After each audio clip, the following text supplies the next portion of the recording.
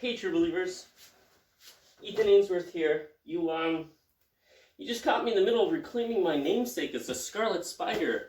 But, while I've got you, I gotta tell you something really cool. You can win a digital copy of the very book I'm reviewing right now. All you have to do is leave a comment, be a subscriber, and like the video. Your comment should include your favorite Spider-Man story. So go ahead and let me know what your favorite Spider-Man story is in the comment section below. Be a subscriber and like the video, and I will pick a commenter at random to win a digital copy of BlackCat Annual #1 for your very own.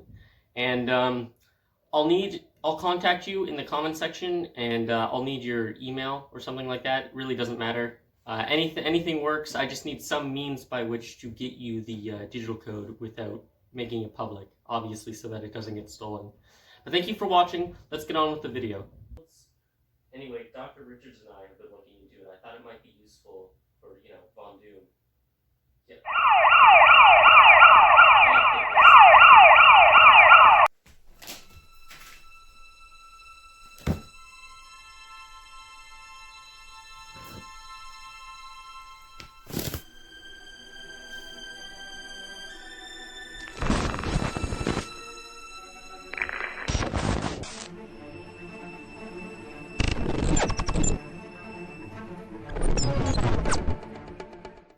This book is so much fun, guys.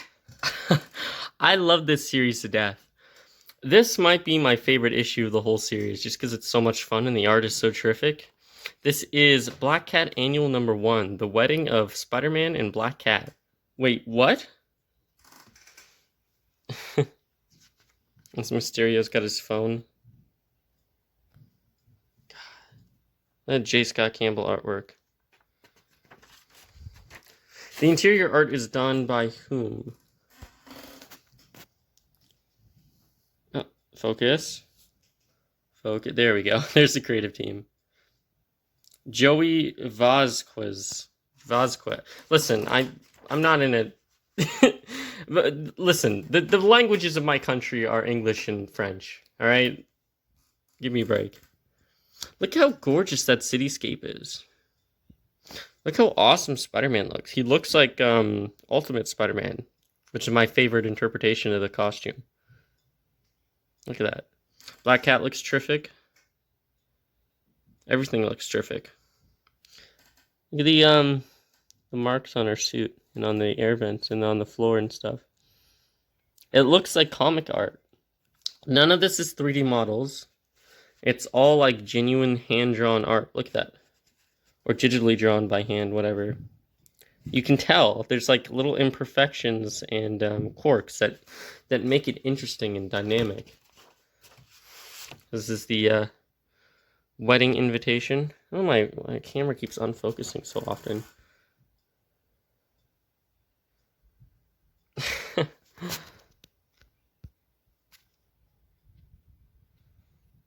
Jed MacKay has some real zingers in this book as well.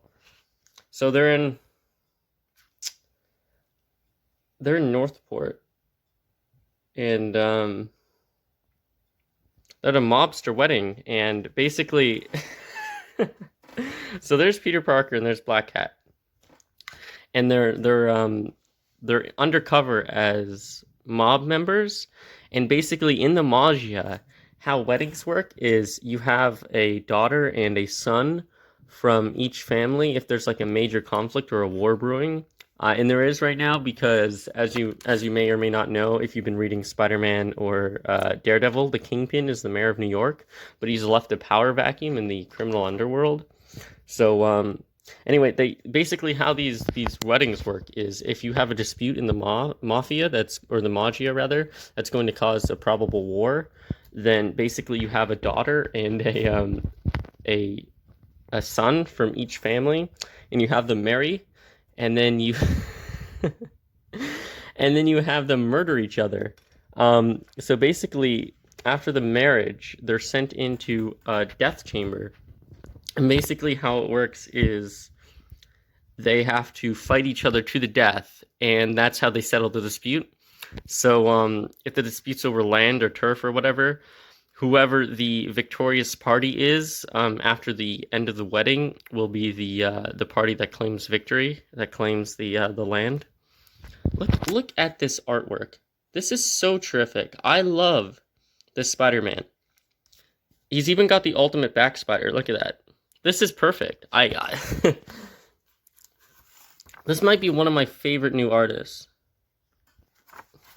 Although I think my comic is a bit of a printing error at the top, because it's on the back too. It's not a big deal. It's just a dividing line between prints. But I can help but notice that. But yeah, this is absolutely gorgeous art. Look at this. I haven't seen Spider-Man art this good in a long time.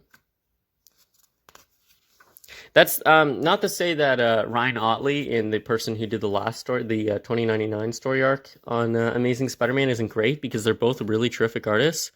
But personally, as far as the costume design of Spider-Man goes, I prefer this this artist over both of those guys. But yeah, so we have Doc, and his job in this heist is to hack into this system here. And basically how this system works is it's a little, that looks like a Raspberry Pi, or maybe it's an Arduino board. Either way, it's basically, I have an Arduino here actually, little nano. It's basically a means by which to transfer Magia funds, and so Doc is in there, and Bruno is hacking into this vehicle to steal it. It's like a flying car. It's from an old S.H.I.E.L.D. facility, because S.H.I.E.L.D. was S.H.I.E.L.D. is defunct. By the way, Peter lifts this. The reason why she had to bring Peter along, they work really terrifically, is because she had to lift this. This is like a giant piece of slab stone, this whole area here, and so Peter had to lift that up and move it. But yeah, their dialogue is really cute, and they're both awesome in this book. And I'm really glad he's with Mary Jane, but you can still see that there's like a lot of chemistry between these two people, and they clearly care about each other a lot. Then we get the spider light. I love that so much. God, I love this book. I love the art in this book. Look at that. That's Ultimate Spider-Man artwork right there. God, I miss Ultimate Spider-Man. There's this really great bit where where spikes pop up from the floor, and Spider-Man catches, like he swipes BlackCat out of the way. And they have like an awkward moment of romantic tension, because they used to date in the 80s, and indeed they very casually dated in the 2000s as well. Look at them going about together. I love it. I love seeing these two in their camaraderie. Anyway, so Spider-Man has to fight a Dreadnought, which is like an old decommissioned Hydra piece of Hydra tech. But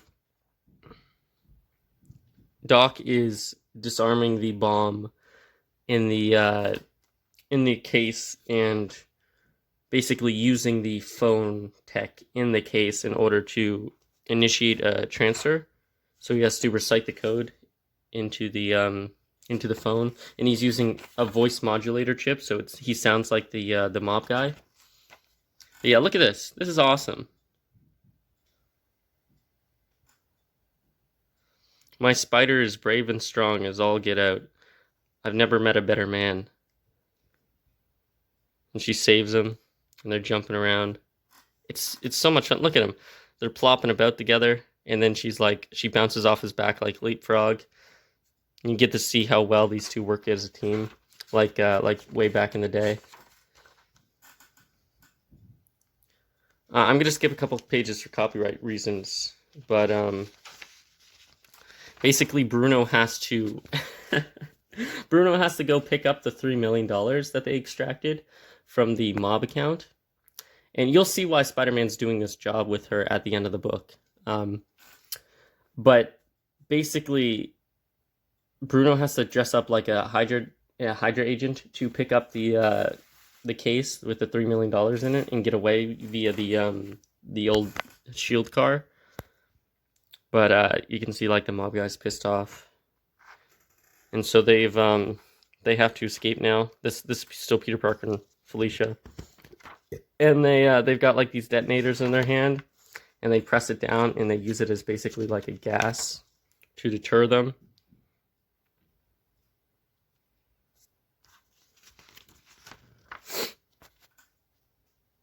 So they freak everyone in the room out and then escape through via crashing out the window, which looks awesome, by the way. I think Uncle Ben might be buried here, though, so I wouldn't. At least on Earth 1089, this is where Uncle Ben is buried. So I wouldn't like try to destroy this area too much if I were Peter. Look, they're having fun. It's adorable. They're adorable. So basically, the job was so that they can first of all they can screw over the Magia, but also they're trying to free this family because these two people, these were the daughter and the son that were supposed to fight each other to the death in the Magia wedding, but they genuinely love each other and they don't want to have anything to do with the mob. So Felicia was doing this job to help them out, and Peter was tagging along as well. So out of the three, it's funny. And you two fell in love. Why, it's like a sexy, free-spirited thief stealing the heart of a beautiful but repressed superhero. It's really not.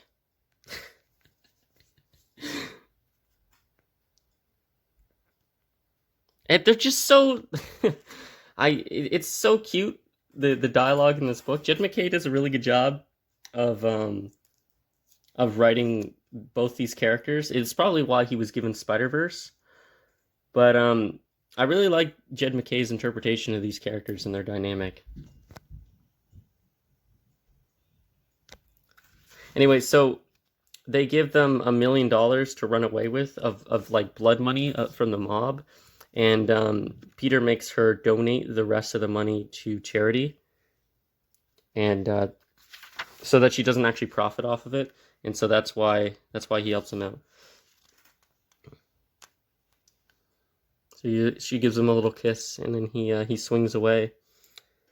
And basically, this is a prequel to the whole BlackCat series. This takes place a couple days before issue 1 of BlackCat. So I thought that was fun. Because while I was reading it, I was curious as to where in the timeline it actually took place. But it seems like Jed MacKay had thought all of this through before writing the book. But this is excellent. This is an excellent book. I totally recommend picking it up. You're doing yourself a huge favor by reading this series. For an annual, $4.99 is actually not too bad. Most annuals are $5.99 or $6.99, at least in my experience. So I recommend picking this up. It might be my favorite issue of the BlackCat series so far, and it's an annual. I mean, how often do you get such a great story, such a great one-off story that doesn't require any continuity or background in an annual? So pick it up. Do it. Go. Get out of here. I love this book. I don't know what else to say. I'm trying to find a better adjective to describe my feelings toward this book.